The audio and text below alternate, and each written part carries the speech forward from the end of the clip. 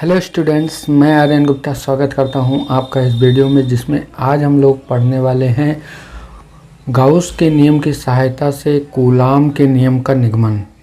बहुत ही important derivation है और ये इस फर्स्ट लेसन का लास्ट लेक्चर है। इसके बाद हम लोग इस लेसन के जो न्यूमेरिकल्स हैं उसको करेंगे।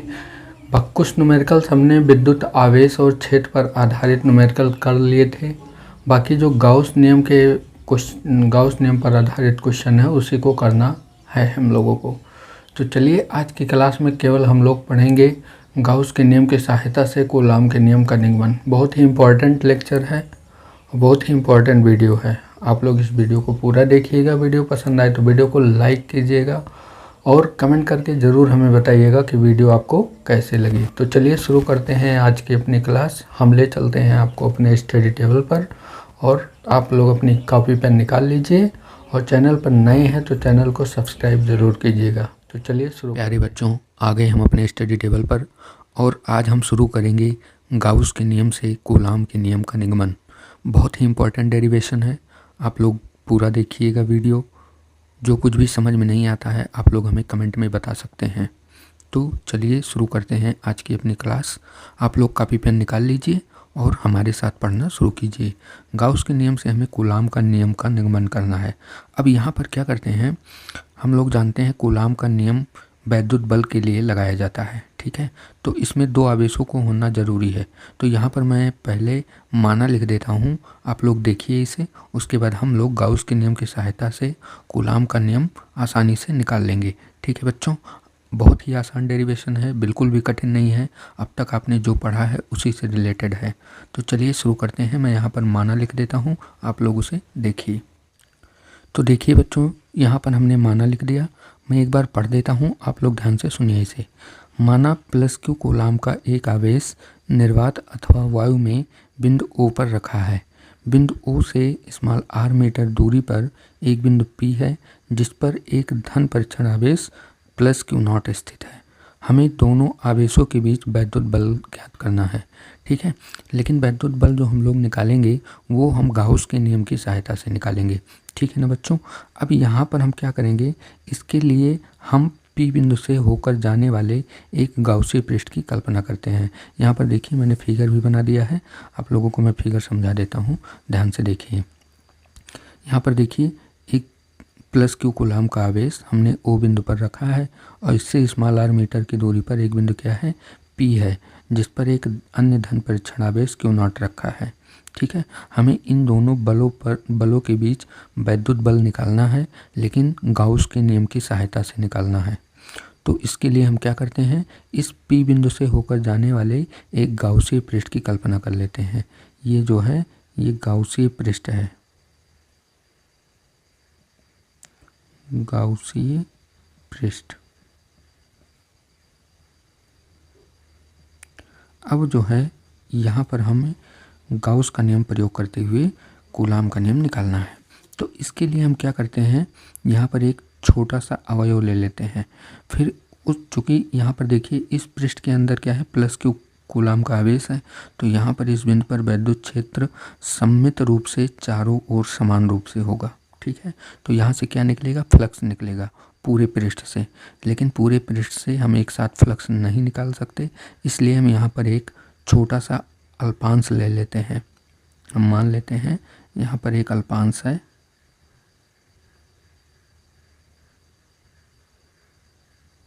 ये हमने बना लिया एक अल्पांश।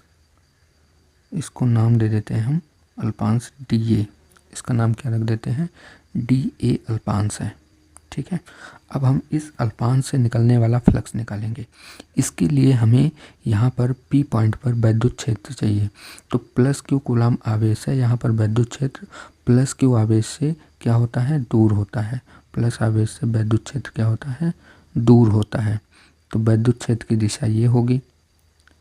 अब और हमें क्या चाहिए, क्षेत्रफल सदिश चाहिए। तो इस छोटे से अल्पांश का क्षेत्रफल सदिश भी इसी दिशा में होगा, क्योंकि क्षेत्रफल सदिश पृष्ठ के लंबवत होता है। तो ये होगा dA वेक्टर। अब हम इस अल्पांश से होकर जाने वाला वैद्युत फ्लक्स निकालते हैं। यहाँ पर लिखेंगे अल्पांश डी से होकर जाने वाला फ्लक्स। क्योंकि ये अल्पांश है इसलिए इसके द्वारा जो फ्लक्स होगा वो भी क्या होगा, छोटा होगा। तो फ्लक्स हम मान लेते हैं क्या होगा, डी फाई ई होगा। डी फाई ई बराबर क्या होता है, vector E dot D vector A. ठीक है, यहाँ से इसको और सॉल्व करेंगे तो डी फाई ई बराबर हमें मिलेगा E D A cos theta, E D A cos theta. अब थीटा क्या होता है, थीटा वेक्टर ई और वेक्टर डी ए के बीच का कोण होता है। ये दोनों एक ही रेखा पर हैं, इनके बीच कोण क्या होगा, शून्य होगा। ठीक है, तो डी फाई ई बराबर E D A cos zero, cos zero. अब हम जानते हैं कॉस जीरो की वैल्यू क्या होती है, 1 होती है। तो डी फाई ई बराबर क्या आएगा, ई इंटू डी ए। यानी इस छोटे से अल्पांश से निकलने वाला जो फ्लक्स है वो क्या है, ई इंटू डी ए है। अब हम क्या करेंगे, इस पूरे पृष्ठ से होकर जाने वाला फ्लक्स निकालेंगे। तो पूरे पृष्ठ से होकर जाने वाला फ्लक्स जो है वो इसका समाकलन करने पे आएगा, क्योंकि ये पृष्ठ जो है गाउसीय पृष्ठ, इसको हम ऐसे छोटे छोटे अवयव से मिलकर बना हुआ मान लेते हैं। ठीक है, तो छोटे से अवयव का अगर समाकलन कर दें तो पूरे पृष्ठ का से निकलने वाला वैद्युत फ्लक्स आ जाएगा। अब यहाँ पर लिखेंगे अतः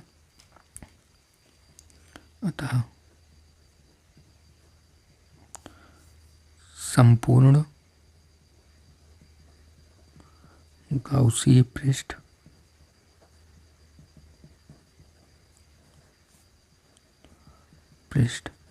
से होकर जाने वाला फ्लक्स। तो हमें क्या करना है, इस डी फाई ई को हमें इंटीग्रेट कर देना है। ठीक है, तो फाई ई जो होगा वो बराबर होगा इंटीग्रेशन डी फाई ई। ठीक, इसका मान हम लोग यहाँ से रख देंगे। तो फाई ई बराबर मिलेगा integration E dot D A. हम लोग पूरे पृष्ठ का करेंगे, यानी ए पृष्ठ का। इसका क्षेत्रफल हम मान लेते हैं ए है, ये जो गोल वाला पृष्ठ है इसका क्षेत्रफल हमने क्या मान लिया है, गाउसीय पृष्ठ का ए मान लिया है। तो हम यहाँ ए तक इसको इंटीग्रेट करेंगे। अब सब जगह हम वैद्युत क्षेत्र एक समान है, नियत है, तो इसको बाहर कर लेंगे। तो फाई ई बराबर मिलेगा ई इंटीग्रेशन ए डी ए। ठीक है, ये किसके बराबर होगा, अब एक डी ए को हम क्या कर रहे हैं, इंटीग्रेट कर रहे हैं। इंटीग्रेट का मतलब होता है, समाकलन का मतलब होता है जोड़ना। ठीक है, छोटे छोटे कई डी ए जोड़ेंगे तो वो पूरा क्या आएगा, पूरा पृष्ठ ही आएगा। तो हम लोग यहाँ लिख देते हैं, चूंकि इंटीग्रेशन ऑफ डी ए बराबर ए, और ए क्या है, गोले का क्षेत्रफल कितना होता है, 4πr²। तो यहाँ पर त्रिज्या स्मॉल आर हमने मान रखा है, तो यहाँ पर क्षेत्रफल क्या हो जाएगा, 4πr²। अब ये वैल्यू हम यहाँ पर रख देते हैं। उसके बाद फिर गाउस के नियम से हम लोग यहाँ से निकलने वाला फ्लक्स निकालेंगे, गाउस के नियम से। उसके बाद दोनों नियम को, दोनों फ्लक्सों को हम क्या कर देंगे, बराबर कर देंगे। वैद्युत क्षेत्र की तीव्रता आ जाएगी, फिर हम वहाँ से वैद्युत बल आसानी से निकाल लेंगे। ठीक है बच्चों, हम अगले पेज पर करते हैं, आप लोग ध्यान से देखिए। चलिए यहाँ पर लिखते हैं, अतः फाई ई बराबर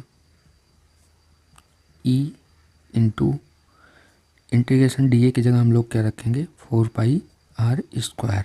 इसको हम मान लेते हैं समीकरण नंबर 1। अब हम क्या करते हैं, गाउस के नियम से निकलने वाला फ्लक्स निकालते हैं। अब गाउस के नियम से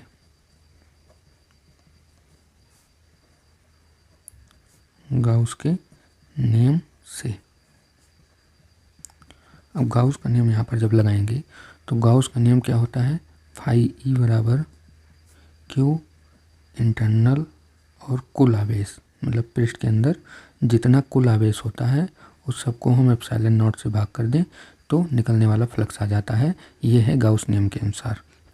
ठीक है, अब पृष्ठ के अंदर हम लोग जानते हैं केवल क्यू आवेश रखा है, प्लस क्यू आवेश, तो इसकी जगह पे क्या हो जाएगा, क्यू बाई एप्सिलॉन नॉट। इसको हम मान लेते हैं समीकरण नंबर 2। अब हम दोनों समीकरणों को क्या कर देते हैं, बराबर कर देते हैं। यहाँ पर लिखेंगे समीकरण 1 व 2 से, ठीक है। यहाँ पर लिखेंगे समीकरण 1 व 2 से,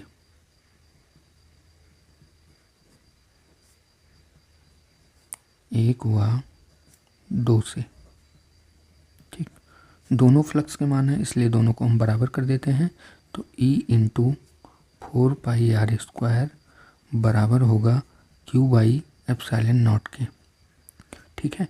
यहाँ से E का मान निकालेंगे तो E बराबर आ जाएगा Q/ε0, Q/4πε0 इंटू r²। यहाँ से देखिए ये सब इसके नीचे आ जाएगा, तो यहाँ पर हो जाएगा E बराबर Q/4πε0 इंटू r², ठीक है। अब यहाँ पर इसको थोड़ा हम और अलग करते हैं, तो देखिए यहाँ पर 1/4πε0 इसको हम अलग कर लेते हैं, तो 1/4πε0 अलग हो गया और इंटू Q/r², ठीक है ना बच्चों, समझ में आया आप लोगों को। अब इसके बाद यहाँ पर ये जो है ये किसका मान है, K का मान है, तो यहाँ पर हम लोग लिखेंगे E बराबर K इंटू Q/r², ठीक है। अब जो है हम यहाँ क्या करेंगे, इसके आगे K क्या है, कांस्टेंट है, Q आवेश है और R क्या है, इनके बीच की दूरी है। ये हमें वैद्युत क्षेत्र की तीव्रता का मान मिल गया। अब हम निकालेंगे Q0 पर लगने वाला बल। अब धन परीक्षण आवेश जो हमने P बिंदु पर मान रखा है उस पर लगने वाला बल निकालेंगे। तो अब प्लस Q0 पर लगने वाला बल,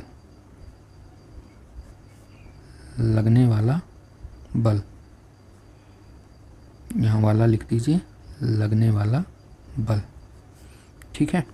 अब यहाँ पर मैं आपको फिगर में थोड़ा दिखाता हूँ, ठीक है। यहाँ पर हमने P बिंदु पर वैद्युत क्षेत्र का मान निकाल लिया, ठीक है। अब इस P बिंदु पर जो ये धन परीक्षण आवेश Q0 रखा है, इस पर इसके कारण क्या लगेगा, बल लगेगा, क्योंकि ये धन परीक्षण आवेश इस प्लस Q आवेश के वैद्युत क्षेत्र में रखा है, क्योंकि अभी हमने E का मान निकाला था, ठीक है। तो वैद्युत क्षेत्र में रखा है तो बल का जो फॉर्मूला होता है, जब कोई आवेश किसी वैद्युत क्षेत्र में रखा होता है तो बल का जो फॉर्मूला होता है हम यहाँ पर लिख देते हैं। आप लोग देखिए, बल जो लगता है F बराबर Q इंटू E होता है।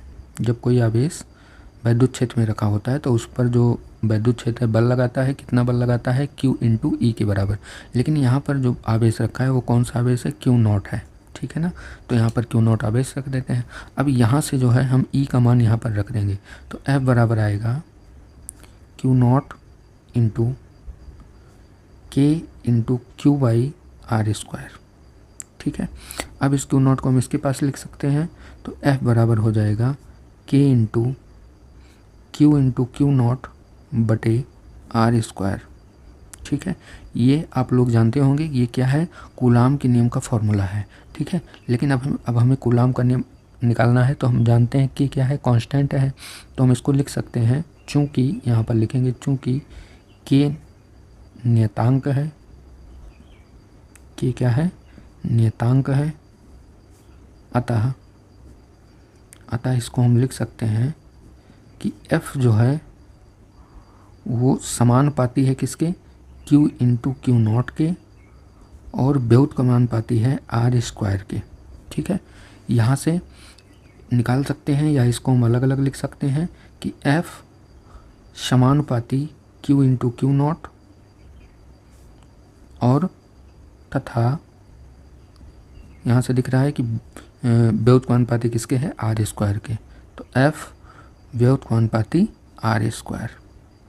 और यही तो क्या है, कूलाम का नियम है, क्योंकि किन्हीं दो स्थिर बिंदु आवेशों के बीच लगने वाला आकर्षण अथवा प्रतिकर्षण का बल जो होता है उन दोनों आवेशों की मात्राओं के गुणनफल के क्या होता है, समानुपाती होता है, तथा उनके बीच की जो दूरी होती है उसके वर्ग के व्युत्क्रमानुपाती होता है। तो यही क्या है, कूलाम का नियम है, ठीक है। हमें यहाँ पर लिख देना है, यही कूलाम का नियम है, यही कूलाम का नियम है।